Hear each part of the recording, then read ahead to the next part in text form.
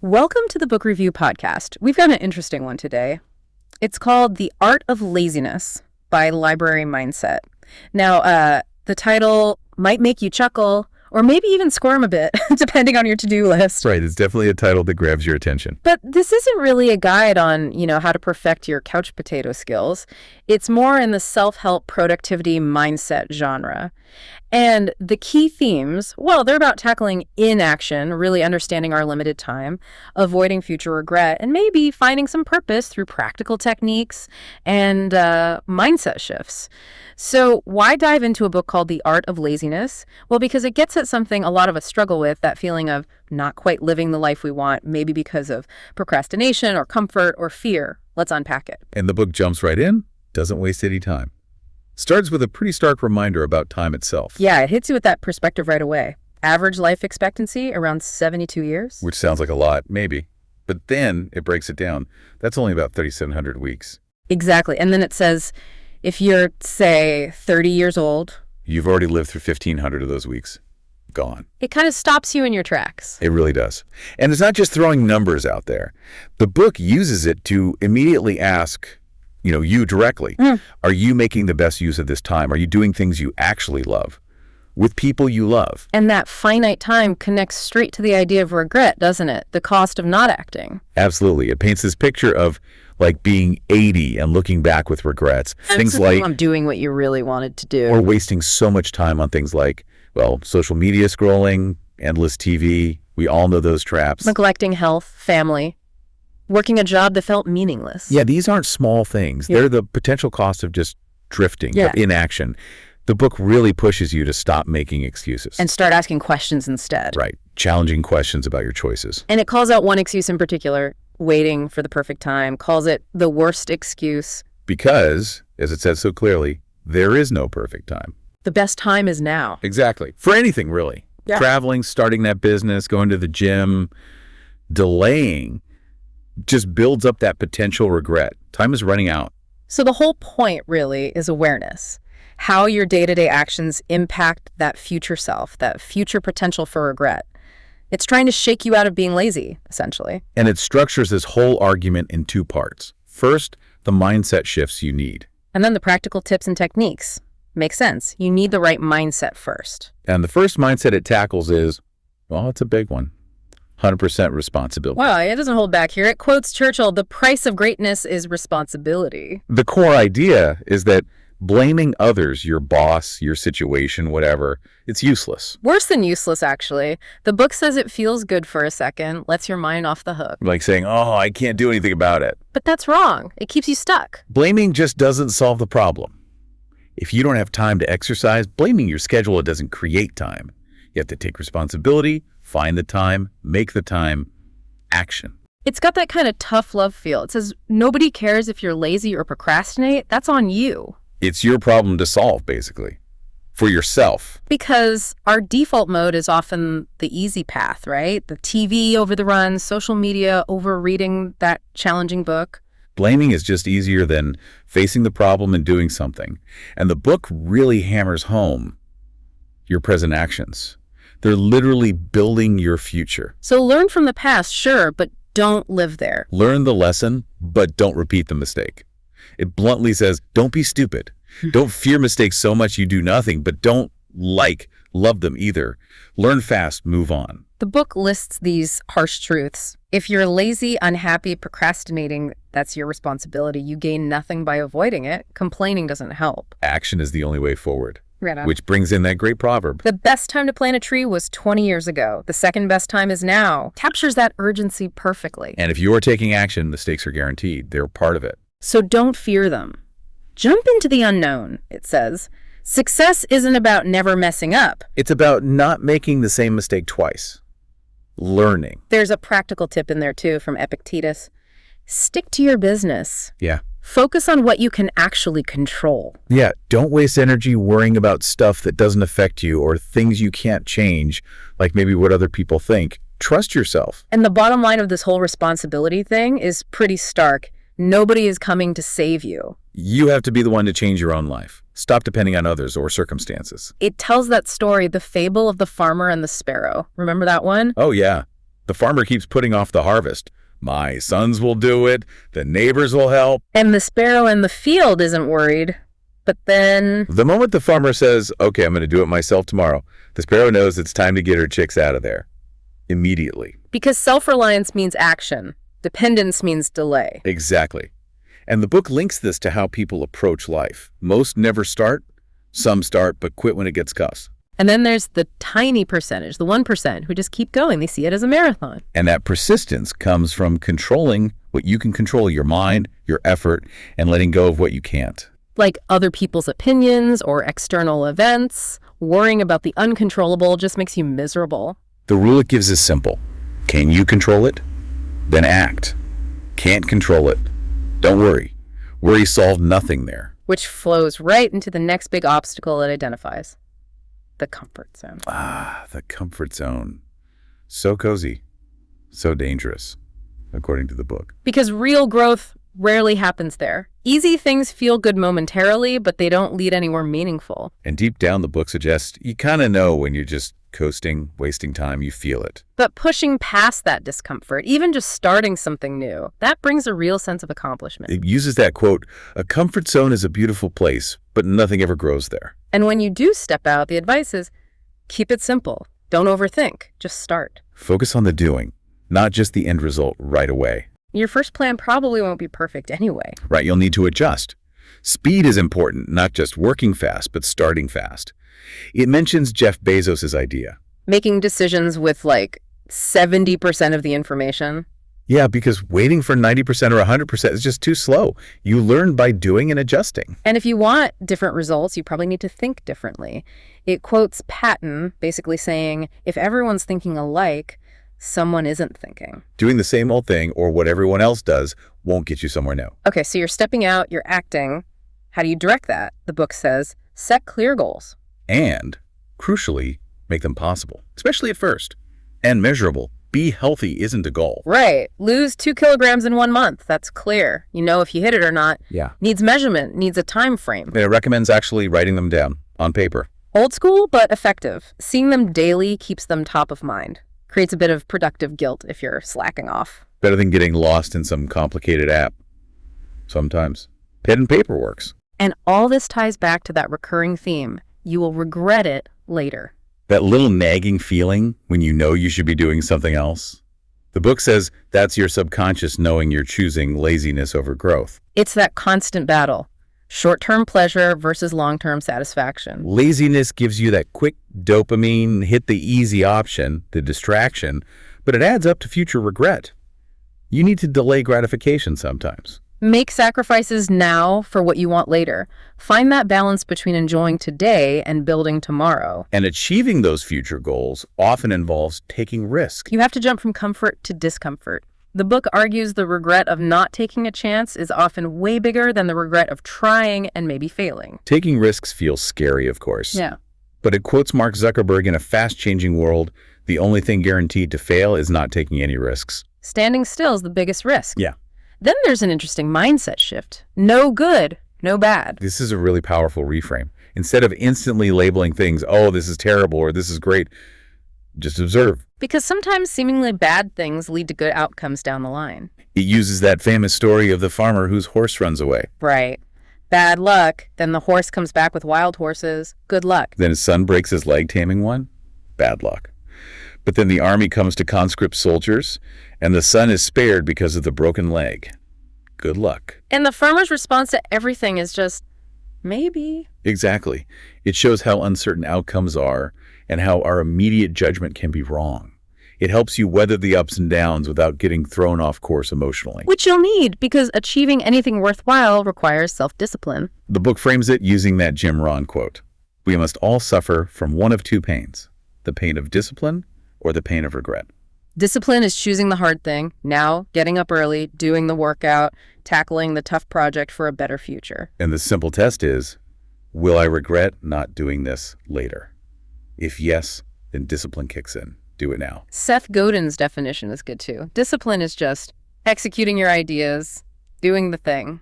And the enemy of discipline, procrastination, which loves excuses. especially waiting for the right time. Which, as we said, never comes.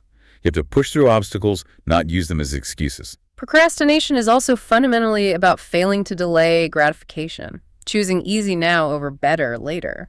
And laziness is kind of unique because it ruins both the present, you're doing low-value stuff and probably feel vaguely bad about it, and the future through regret. Which is why do it now is such a core message. Yeah, no magic hacks. It quotes Picasso, only put off until tomorrow what you are willing to die having left undone. Wow. That's intense, but it makes the point, if it matters, start now, figure it out. And failure will happen when you act. The book tells the story of the king. The one who lost his kingdom was fleeing, trapped. And he remembers the message under his ring. This too shall pass. Reading it calmed him down, gave him perspective, and eventually things changed. He regained his kingdom. The point being, tough times don't last. But neither do triumphant times. So don't let failure stop you. Learn, adapt, keep going. These things are temporary. Okay, so assuming you're acting, you're disciplined. The next question is, are you working on the right things? This is huge. Are you just busy, or are you busy doing something that actually matters? Doing stuff that shouldn't be done at all is the ultimate waste. The book suggests sometimes feeling lazy is actually a signal that you're working on the wrong thing, something meaningless to you. It mentions artists like Michelangelo or Da Vinci. Their drive came from passion, from working on what mattered deeply to them. If you don't choose your work, someone or something else will choose it for you. And work you hate just feels like a burden. Hard to be motivated then. So it quotes Steve Jobs again. Love what you do. If you haven't found it yet, keep looking. Don't settle. Listen to that inner voice. But loving your work doesn't mean it's always easy. Absolutely not. The book points to Van Gogh, intense dedication, but also immense struggle. Passion gets you started. Discipline keeps you going through the hard parts. And since you have limited time and energy, you have to prioritize. Yes.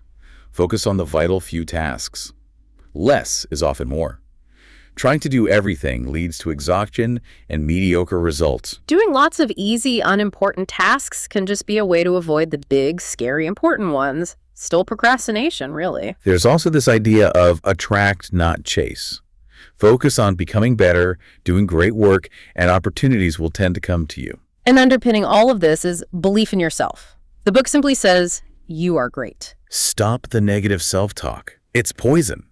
Confidence is crucial for taking responsibility and stepping out of your comfort zone. Don't be your own enemy. You are great. Start doing. Then it tackles perfectionism. Right. Perfectionism isn't always bad. It gives us beautiful art, amazing products. Think Da Vinci, Steve Jobs again. But it shouldn't be the default. You need to know when good enough is actually good enough. And definitely don't use it as an excuse to avoid starting or finishing. That's just laziness in disguise. It mentions making quick decisions for reversible things. Yeah, don't agonize over something you can easily undo. Save the deep thought for the big, irreversible stuff. And embrace, done is better than perfect. Otherwise, you get overwhelmed by the details and never actually produce anything. Which ties into a really strong call in the book. Don't be mediocre. It frames it as a daily choice. Greatness takes effort, struggle. Mediocrity takes nothing. Don't settle for less than what you truly want.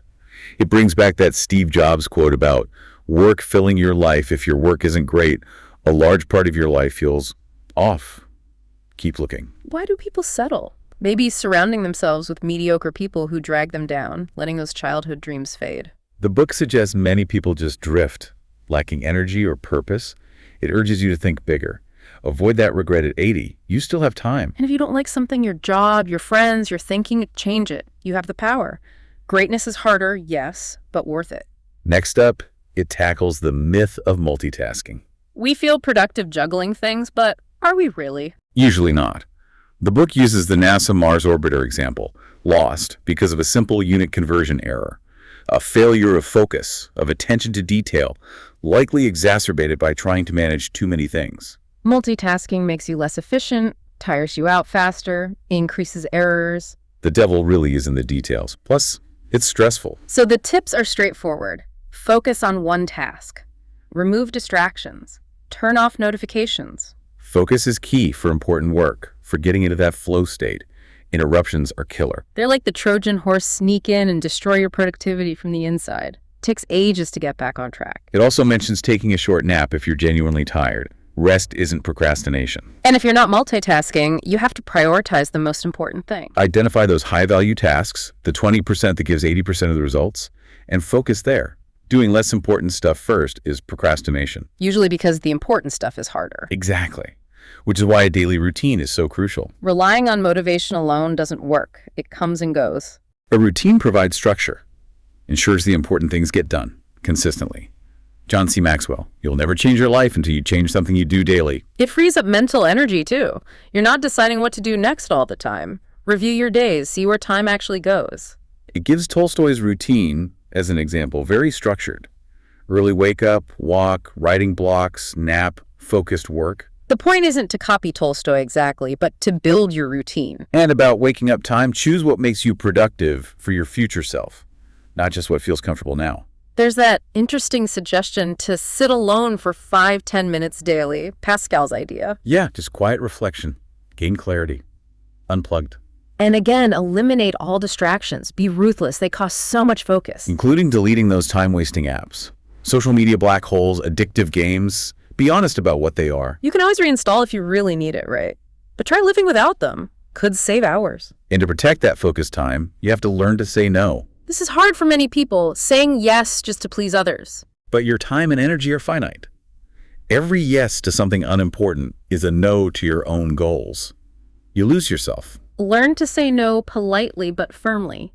Your time is valuable. Listen too much to others, no time left for you. If you're saying yes to everything, maybe you don't have clear goals of your own. That others will push you around. Seneca's quote about needing a destination port. The book also clarifies things with don't work 24/7. Right, the goal isn't burnout, it's efficiency. Get the important work done faster so you have more free time. That Sahil Bloom quote is sharp. 20 years from now, only your kids will remember you worked late. Ouch. Exactly. Productivity is about results, not hours logged. Long hours can be ego, or again, avoiding the hard stuff by doing easy, busy work. Life is short. Enjoy it now, too. Don't postpone everything. It's about less is half. More focus on high-value work. If you're working tons with no results, maybe you're not working smart or on the right things. Be productive, not busy. Climbing the wrong ladder, as Covey said. Work on your dreams. Which loops back perfectly to don't wait. Still the main excuse for laziness. Waiting for the right time. Which never happens. You have to start today. And don't confuse this impatience for action with impatience for results. Be patient with results. Yes, but impatient with action. Do the work daily. Success doesn't come from waiting.